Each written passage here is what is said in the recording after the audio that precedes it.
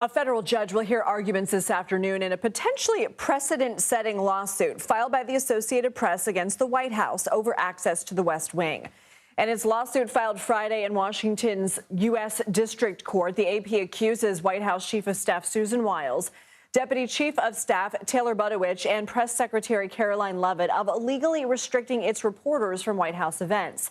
The AP claims the restriction is retaliation for the news organization refusing to revise its industry-respected style guide to change the name of the Gulf of Mexico to the Gulf of America. The White House called the suit, quote, nothing more than a blatant PR stunt masquerading as a First Amendment case, end quote. Dozens of news outlets, including CBS News, have signed on to a letter from the White House Correspondents Association calling for the ban to be lifted. CBS News legal contributor and Loyola Law School professor Jessica Levinson joins us now. Jessica, good to see you. What kind of case does the AP have here?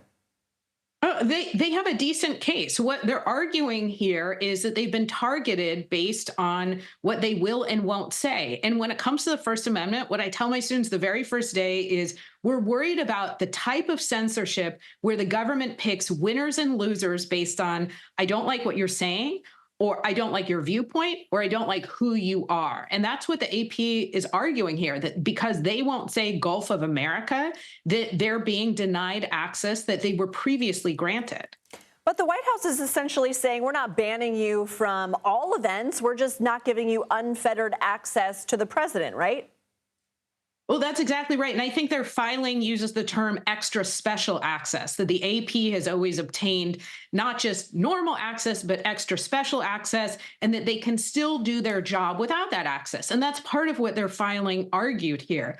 But in terms of the legality, I think the question won't be what type of access the AP now has, but why it was downgraded, in the sense that if you open up a town square to people and then you tell only certain people that they have to leave the town square because you don't like what they will or won't say, you weren't necessarily forced to open up that place to begin with. But once you grant access to a group of people, then don't shove some people out because you don't like, again, what they say, what they won't say, or who they are. So other than the argument I just mentioned, how else is the administration going to try and justify its actions?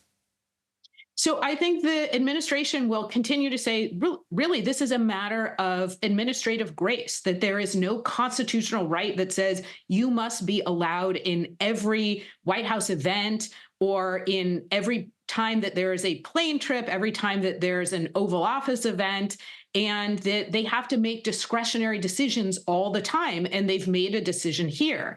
Again, I think the comment will be, the response will be, but why did you make that decision?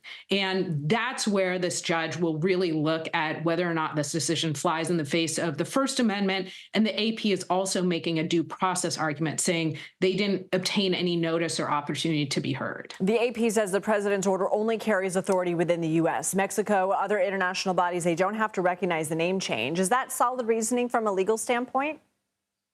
So I think it is part of this case, and part of what the AP is arguing here is that they have an international audience, and part of their standards are based on using terms and phrases that would be recognizable to an international audience. So what they're saying is, yes, the president has power within the territory to change names, for instance, by executive order, barring some other sort of threshold. But that when it comes to this situation, we're talking about an international place, and we're talking about a situation, again, where the AP standards say we use the terms that an international audience would recognize.